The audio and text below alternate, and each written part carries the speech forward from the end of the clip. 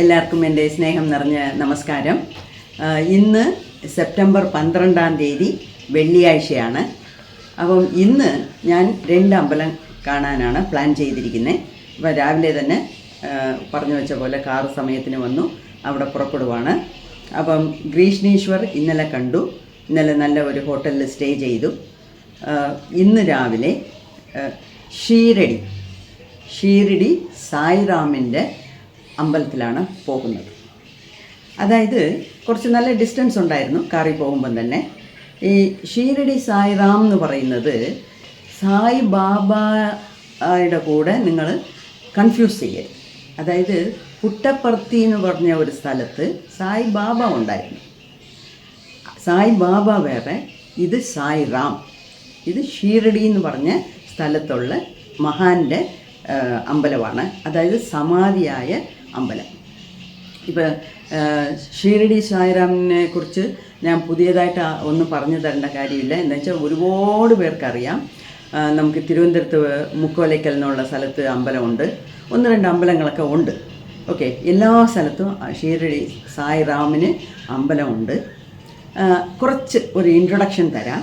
അതായത് ഷീരടി സായിറാമും നമ്മളുടെ ഗുരുദേവ് നിത്യാനന്ദയുടെ കൂട്ട് ആർക്ക് ജനിച്ചു, എവിടെ ജനിച്ചു എന്ന് ഒരു കാര്യവും നമുക്ക് അറിഞ്ഞുകൂടാ.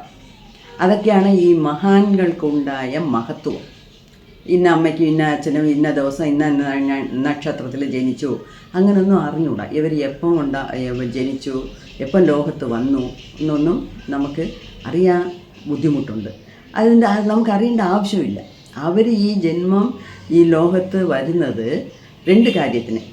കുറച്ചൊക്കെ മിച്ചം സ്വച്ഛം എന്ന് പറയും, അതായത് കുറച്ചൊക്കെ ബാക്കിയുള്ള കർമാവിനെ കഴിക്കാനും, അതേപോലെ ഈ ഭൂലോകത്തിലുള്ള ആളുകളുടെ നന്മയ്ക്ക് വേണ്ടി നമുക്ക് മുക്തി കിട്ടാൻ ഏതൊക്കെ രീതിയിൽ അവർക്ക് സഹായിക്കാൻ പറ്റുമോ ആ രീതിയിലൊക്കെ സഹായിക്കാൻ വേണ്ടിയാണ് അവർ ജന്മം എടുക്കുന്നത്. മിക്കവാറും ഇതൊക്കെ ആയിരിക്കും അവരുടെ ലാസ്റ്റ് ജന്മം. ഓക്കെ, അപ്പം അതേ പറഞ്ഞതുപോലെ നമ്മുടെ ഷീരടി സായിറാമിൻ്റെയും ജനനത്തിനെ കുറിച്ച് ആർക്കും ഒന്നും അറിഞ്ഞുകൂടാ. അദ്ദേഹത്തിന് ഞാൻ ഒരുപാട് ബുക്സൊക്കെ വായിച്ചിട്ടുണ്ട്. ഷീരടി ഇതല്ല എന്നെ ഫസ്റ്റ് ടൈം വരുന്നത്, പല പ്രാവശ്യം വന്നിട്ടുണ്ട്. ആദ്യമൊക്കെ വരുമ്പോൾ കുറേ പുസ്തകങ്ങളൊക്കെ വാങ്ങിച്ചുകൊണ്ട് പോയി വീട്ടിൽ വെച്ച് വായിച്ചിട്ടുണ്ട്. അതിൽ എവിടെയോ ഞാൻ വായിച്ചതാണ്, അദ്ദേഹം ഒരു ബ്രാഹ്മണ കുടുംബത്തിൽ ബ്രാഹ്മണ അമ്മയ്ക്കും അച്ഛനും ജനിച്ചു. പക്ഷേ ഒരു 4 വയസ്സ് 5 വയസ്സായപ്പോഴത്തേക്ക് ഒരു മുസ്ലിമാണ് അദ്ദേഹത്തിനെ എടുത്ത് വളർത്തിയത്. അതുകൊണ്ട് തന്നെ സായിറാമിന് ഹിന്ദുയിസത്തിലും വിശ്വാസമുണ്ട്, മുസ്ലിം മതത്തിലും വിശ്വാസമുണ്ട്. 2 പേരുമേ അദ്ദേഹത്തിനെ മഹാനെ തൊഴുന്നുണ്ട്. ലക്ഷം ആൾക്കാരാണ് ഈ ഷീരടി സായിറാമിൻ്റെ ഭക്തர்களായിട്ട് ഇപ്പോഴും ഉള്ളത്. ഭക്തജനങ്ങൾ എന്ന് പറയുന്നത് അങ്ങേയറ്റം കൂടുതലുള്ള ഒരു മഹാനാണ്. അപ്പം ഇദ്ദേഹം ജനിച്ചത് എപ്പോഴാണെന്ന് അറിഞ്ഞൂടാ. ഏകദേശം 1835-36 ഒക്കെയാണ് എന്നാണ് പറയുന്നത്. ഒരു 16 വയസ്സായപ്പോഴാണ് ഇദ്ദേഹം ഷീരടിയിൽ വന്നത്. അപ്പം അവിടെ ഒരു മാസ്ക് ഉണ്ടായിരുന്നു, ദ്വാരകാമയി. ദ്വാരക എന്ന് പറയുന്നത് കൃഷ്ണൻ്റെയും അസോസിയേറ്റഡ് പ്ലേസാണ്. ഇവിടെ ദ്വാരകാമയി എന്ന് പറഞ്ഞ ഒരു മുസ്ലിം പള്ളിയിലാണ് ഷീരടി സായിറാം കുറേ സമയം ഇരുന്നത്. അതേ ദിവസവും മെഡിറ്റേഷൻ ചെയ്യും, ഇരന്ന് ഭിക്ഷ വാങ്ങിച്ചാണ് കഴിക്കുന്നത്. വേറെ ഒരു ആഡംബരമായിട്ടുള്ള ഒരു ഇതുമില്ല. അദ്ദേഹം എവിടെ കിടക്കുമെന്നോ എവിടെ ഇരിക്കുമെന്നോ എവിടെ കാണുമെന്നോ ഒന്നും നമുക്ക് അറിഞ്ഞുകൂടാ. പിന്നെ അദ്ദേഹത്തിൻ്റെ ബുക്സുകളൊക്കെ വായിച്ച് നോക്കിയാൽ അറിയാം, ഒരുപാട് മിറാക്കിൾസ്, അതിശയങ്ങൾ ചെയ്തിട്ടുണ്ട്, ഒരുപാട് ഹീലിംഗ് ചെയ്തിട്ടുണ്ട്. ഏകദേശം ജീസസ് ക്രൈസ്റ്റിൻ്റെ കൂട്ട് തന്നെയാണ് ഇവർ. അതേമാതിരിയാണ് ഗുരുദേവ് നിത്യാനന്ദായും. ഒരുപാട് ഹീലിംഗ് ചെയ്തിട്ടുണ്ട്, ഒരുപാട് അതിശയങ്ങൾ നടത്തിയിട്ടുണ്ട്. ഗുരുദേവ് നിത്യാനന്ദയുടെ അതിശയങ്ങളെക്കുറിച്ചെല്ലാം ഞാനും ബുക്കിൽ നിന്ന് വായിച്ച് ഒരുപാട് വീഡിയോസിൽ ഞാൻ പറഞ്ഞിട്ടുമുണ്ട്. ഇവിടെയും ഇഷ്ടം പോലെ ബുക്കുകൾ വായിച്ചാൽ അതിൽ നിന്ന് മനസ്സിലാക്കാൻ നോക്കും. കബീർദാസിൻ്റെ പാട്ടൊക്കെ നല്ലപോലെ പാടുമായിരുന്നു. അപ്പം ഇദ്ദേഹത്തിൻ്റെ മഹാസമാധി എന്ന് പറയുന്നത് ഷീരടി തന്നെയാണ്. ഒക്ടോബർ 15, 1918 ഇദ്ദേഹം സമാധിയായത്. അപ്പം സമാധിയുടെ അടുത്ത് തന്നെയാണ് ഇദ്ദേഹത്തിന് അമ്പലം പണിഞ്ഞത്. അപ്പം ഇന്ന് രാവിലെ ഞങ്ങൾ അവിടെ പോയി തൊഴുതു. അതായത് 5 മണിക്ക് അമ്പലം തുറന്നാൽ രാത്രി 11 വരെ അടയ്ക്കത്തില്ല. ഈ 5 മണിക്ക് തുറക്കുമ്പം അഭിഷേകമാണ്. അഭിഷേകത്തിനൊന്നും ആരെയും അകത്ത് വിടത്തില്ല കാണാൻ. എത്ര VIP പാസ് ഉണ്ടെങ്കിലും അകത്ത് വിടത്തില്ല. പക്ഷേ അവിടെ TV വെച്ചിട്ടുണ്ട്, അതിൽ റിലേ ചെയ്യുന്നുണ്ട്. അപ്പോൾ നമുക്ക് വെളിയിലിരുന്ന് തന്നെ കാണാം. എനിക്ക് എൻ്റെ ID എടുത്തുകൊണ്ട് പോയതുകൊണ്ട് സീനിയർ സിറ്റിസൺ ക്യൂവിൽ എനിക്ക് അകത്ത് കയറാൻ പറ്റി. ഭക്തജനങ്ങളെ അകത്ത് ദർശനത്തിനായിട്ട് വിടുന്നത് 6:30 തൊട്ടാണ്. സോ 6:30-ക്ക് മുമ്പേ ഞങ്ങൾ ലൈനിൽ പോയി നിന്നു. അങ്ങനെ 6:30-ക്ക് അകത്ത് കയറ്റി വിട്ടു. ഒരു 7-നകം സുഖമായിട്ട് തൊഴുതിട്ട് വരാൻ പറ്റി. ഒരു നല്ല ഒരു ദർശനമായിരുന്നു. അങ്ങനെ ഇന്ന് കുറേ നാളത്തെ പ്ലാൻ ആയിരുന്നു. എനിക്ക് ഇടയ്ക്കിടയ്ക്ക് ഇവിടെയൊക്കെ പോകുന്നതിൽ ഒരു സംതൃപ്തിയുണ്ട്. അതുകൊണ്ടാണ് ഇടയ്ക്കിടയ്ക്ക് പോകണം. അപ്പോൾ ഇവിടെ ഗ്രേഷ്ണീശ്വർ മഹാരാഷ്ട്രയ്ക്ക് വന്ന സ്ഥിതിക്ക് ഷിരഡിയും പോകണം എന്നുള്ള പ്ലാനിലായിരുന്നു. അതുപോലെ ഷിരഡി സായിറാമിൻ്റെ അനുഗ്രഹത്തോടു കൂടി എനിക്കവിടെ മഹാനെ തൊഴാൻ പറ്റി. എല്ലാവർക്കും ഷിരഡി സായിറാമിൻ്റെ അനുഗ്രഹം കിട്ടട്ടെ എന്ന് പ്രാർത്ഥിക്കുന്നു. പിന്നെ ഇത് കഴിഞ്ഞിട്ട് ഷിരഡിയിൽ നിന്ന് ഒരു 75 കിലോമീറ്റർ ദൂരത്തിൽ വേറൊരു ശനി ഭഗവാന്റെ ടെമ്പിളുണ്ട്. ആ സ്ഥലത്തിൻ്റെ പേര് ഷിഗ്നാപൂർ എന്നാണ് പറയുന്നത്. അപ്പോൾ ഷിരഡി തൊഴുതേച്ച് ബ്രേക്ക്ഫാസ്റ്റൊക്കെ കഴിഞ്ഞിട്ട് അതേ കാറിൽ തന്നെ നമ്മൾ ശനി ഭഗവാന്റെ ടെമ്പിളിൽ പോയി. അവിടെ അതൊരു തുറന്ന വെളിയാണ്. ശനിയുടെ ഇതാണ് അവിടെ വെച്ചിരിക്കുന്നത്. ഒരു കല്ലായിട്ട് ശനി ഭഗവാനെ അവിടെ ആവാഹിച്ചിരുത്തിയിട്ടുണ്ട്. ശനിദോഷ നിവർത്തിക്കായിട്ട് ഒരുപാട് പേരവിടെ പോകുന്നുണ്ട്. അല്ലാതെയും നമുക്ക് പോയി തൊഴാം. ഈ ശനി എന്ന് പറയുമ്പം എല്ലാവർക്കും ഒരു പേടിയാണ്. ശനി ഭഗവാൻ നമുക്ക് ചീത്ത ചെയ്യുമെന്ന്. അങ്ങനെ അല്ല. ശരിക്കും ശനി ഭഗവാനെ മനസ്സിലാക്കി എടുക്കേണ്ടത് എങ്ങനെയാണെന്ന് വെച്ചാൽ, നല്ലവർക്ക് ശനി ഭഗവാൻ നല്ലതേ വരുത്തും. അതേ സമയത്ത് നമ്മൾ ഈ കുറുക്ക് വഴിയിൽ പണം സമ്പാദിക്കാനും മറ്റവരെ കബളിപ്പിക്കാനും ഈ ഷോർട്ട് കട്ട് മെത്തേഡ്സൊക്കെ ഉപയോഗിച്ചാൽ ഭയങ്കരമായിട്ട് പനിഷ്മെൻറ്റ് തരും, ദണ്ഡിക്കും. അതാണ് ശനിയുടെ. ഇപ്പം ഒരുപാട് പേര് ഈ കുറുക്ക് വഴി പോകുന്നതുകൊണ്ട് അവർക്കെല്ലാം ഈ ജന്മശനി, അഷ്ടമത്തിലെ ശനി, 7 ശനി, അങ്ങനെ ശനിയുടെ ഇത് നമ്മളുടെ ജീവിതത്തിൽ മാറി മാറി മാറി വരും. അത് നമ്മുടെ ഹോറോസ്കോപ്പിനനുസരിച്ചാണ്. അപ്പം ഈ ശനി എന്ന് പറയുമ്പോൾ എല്ലാവർക്കും പേടിയാണ്. ഭയങ്കരമായിട്ട് നമ്മളെ ഉപദ്രവിക്കും. ശനി ഭഗവാൻ അങ്ങനല്ല. ശനി ഭഗവാൻ എന്ന് പറയുന്നത് ന്യായത്തിന് വേണ്ടി ഇരിക്കുന്ന ഒരു നവഗ്രഹത്തിൽ ഒന്നാണ്. ഓക്കെ, അപ്പം അതിൽ നമ്മൾ നേരെ പോകുന്നത് നമ്മളുടെ ജോലി, നമ്മുടെ കടമകളെ നേരെ ചൊവ്വേ പോയിക്കൊണ്ടിരുന്നാൽ അത് 7 ശനിയാണെങ്കിലും ശരി, അഷ്ടമത്തിൽ ശനിയാണെങ്കിലും ശരി, ജന്മശനി, പൊങ്ക് ശനി, മങ്ക് ശനി, ഇഷ്ടംപോലെ അത് ഓരോ ഘട്ടത്തിനും പേരൊക്കെ വെച്ചിട്ടുണ്ട്. അതിലൊക്കെ എനിക്ക് വിശ്വാസമുണ്ട്. പക്ഷേ നമ്മൾ നല്ലത് ചെയ്താൽ നമ്മളെ പൊക്കിവിടും. അതേസമയത്ത് നമ്മൾ ചീത്ത ചെയ്യാൻ നോക്കിയാൽ അപ്പം തലേ 2 കുട്ട് വെച്ച് താത്ത് വിടും. അപ്പോഴാണ് നമുക്ക് ഉപദ്രവം തരുന്നത്. ഓക്കെ, അല്ലാതെ ശനി ഭഗവാന് നമുക്ക് നല്ലതേ ചെയ്യും. നമ്മൾ നല്ലത് ചെയ്താൽ നല്ലതേ ചെയ്യും. ഓക്കെ, എനിക്ക് അവിടെയും പോകണം. കഴിഞ്ഞ പ്രാവശ്യമൊക്കെ എപ്പം ഞാൻ ഷിരഡി വരുന്നു അപ്പം ഷിഗ്നാപൂറും ഞാൻ വരും.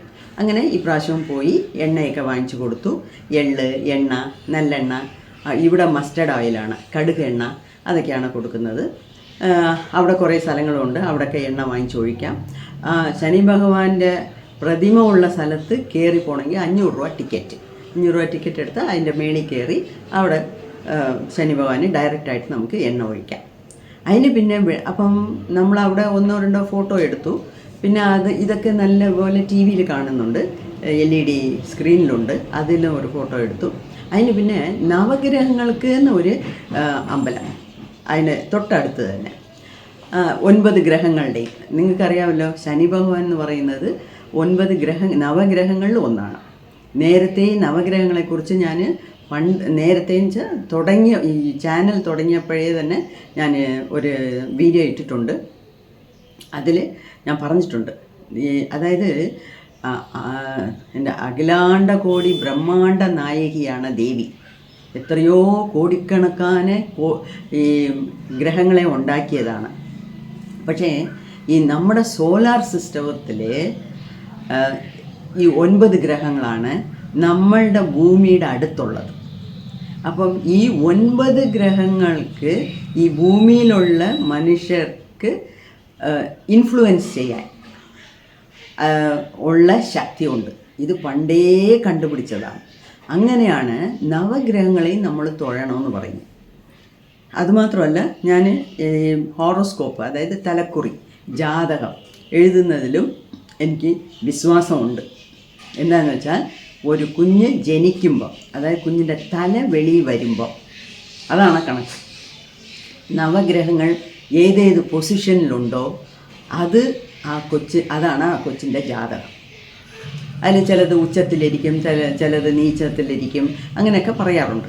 അപ്പം ശരിക്കും ഒരാളിൻ്റെ ജാതകം കണിക്കണമെങ്കിൽ ആ കൊച്ച് ജനിച്ച സമയം, ആ തല വെളി വരുന്ന കറക്റ്റ് സമയം അറിയണം, പിന്നെ ജനിച്ച സ്ഥലം അറിയണം. ഇത് രണ്ടും അറിഞ്ഞാൽ നമുക്ക് കറക്റ്റായിട്ട്, അതായത് ഡേറ്റ് ഓഫ് ബർത്ത്, ഡേറ്റും അറിയണം. അപ്പം ഡേറ്റ് ഓഫ് ബർത്ത് അറിയണം, ഏത് സ്ഥലത്താണ് ജനിച്ചതെന്ന് അറിയണം, കറക്റ്റ് സമയം അറിഞ്ഞാൽ നല്ല ഒരു ജ്യോത്സ്യൻ്റെ അടുത്ത് കൊടുത്താൽ കണിക്കുന്ന ജാതകം ശരിയായിരിക്കും. പിന്നെ ഈ ജാതകത്തിനെ കുറിച്ചൊക്കെ പറയുന്നതൊക്കെ നമ്മൾ അവർക്ക് ഉള്ള എക്സ്പെർട്ടീസിനെ വെച്ചാണ് നമ്മൾ അത് നോക്കേണ്ടത്. ഓക്കെ, അതൊക്കെ വേറെ കാര്യം. അപ്പം ഈ 9 ഗ്രഹങ്ങൾക്കും നമ്മളുടെ ജീവിതത്തിൽ ഓരോ ദിവസവും നമ്മളെ നയിച്ചുകൊണ്ട് പോകാനുള്ള പവറുണ്ട്. അതുകൊണ്ട് തന്നെയാണ് ഞാൻ എല്ലാ ക്ലാസ് എടുക്കുമ്പോഴും, ഈ ചക്ര ഹീലിംഗ് അല്ലാതെയും വേറെ പല ക്ലാസ് എടുക്കുമ്പോഴും 2 കാര്യം ഒരുപാട് ഇമ്പോർട്ടൻസ് കൊടുത്ത് പറയാറുണ്ട്. ഒന്ന്, നമ്മളുടെ പഞ്ചഭൂതങ്ങളുടെ ആരാധന. എന്നുവെച്ചാൽ നമ്മുടെ ദേഹത്തിലുള്ള സെൽസ് എല്ലാം പഞ്ചഭൂതങ്ങളാലായതാണ്. സോ പഞ്ചഭൂത ആരാധന മസ്റ്റാണ്, നിർബന്ധമാണ്. അതിനടുത്തതായിട്ട് നവഗ്രഹ ആരാധനയും നിർബന്ധമായിട്ട് നമുക്ക് എല്ലാ ദിവസവും രാവിലെ എണീച്ച് ചെയ്തിരിക്കണം. അത് ഞാൻ പല സ്ഥലത്തും പറഞ്ഞിട്ടുണ്ട്. നവഗ്രഹങ്ങളുടെ ശ്ലോകങ്ങളൊക്കെ യൂട്യൂബിലൊക്കെ ഇട്ട് നോക്കിയാൽ കിട്ടും. അതിൽ നമുക്ക് ഏത് അറിയാവോ അതൊക്കെ എളുപ്പമോ അതൊക്കെ അറിഞ്ഞ് പഠിക്കുന്നത് നല്ലതാണ്. ഓം ഹ്രീം സർവേ ഗ്രഹ സോമ സൂര്യ അങ്കാരക ബുധ ബൃഹസ്പതി ശുക്ര ശനൈശ്വര രാഹുകേതു സഹിതാമമ സാനുഗ്രഹ ഭവമ്യ ശുഭമസ്തു സർവമംഗളായൈ ഭവന്തു കുബേരധന സമൃദ്ധി പ്രാപ്തിരസ്തു. ഇത് പൊതുവേ ഉള്ളത്. പിന്നെ ഓം ആദിത്യായ നമഃ, ഓം ഭാസ്കരായ നമഃ, ഓം സൂര്യായ നമഃ എന്ന് സൂര്യനെ തൊഴാം. സൂര്യൻ്റെ ഗായത്രി പറയാം. ഓരോ നവഗ്രഹങ്ങളുടെയും ഓരോ ഗ്രഹങ്ങൾക്കും ഒരു ഗായത്രി ഉണ്ട്. അന്നത്തെ ദിവസത്തിന് അത് പറയാം. അതൊക്കെ പറയുന്നത് എപ്പോഴും നല്ലതാണ്. അപ്പം ഈ ശനി ചുറ്റി വലം വന്നിട്ട് നല്ലപോലെ പ്രാർത്ഥിച്ചിട്ട് ഈ എല്ലാ ഗ്രഹങ്ങളെയും ഒന്ന് ചുറ്റിയിട്ടാണ് നമ്മൾ വെളിയിലിറങ്ങിയത്. സോ 2 സ്ഥലവും കാണണമെന്നുണ്ടായിരുന്നു. 2 സ്ഥലവും കണ്ടു. നമുക്ക് എടുക്കാൻ പറ്റിയ ഫോട്ടോസൊക്കെ ഇതിനകത്തിടാം.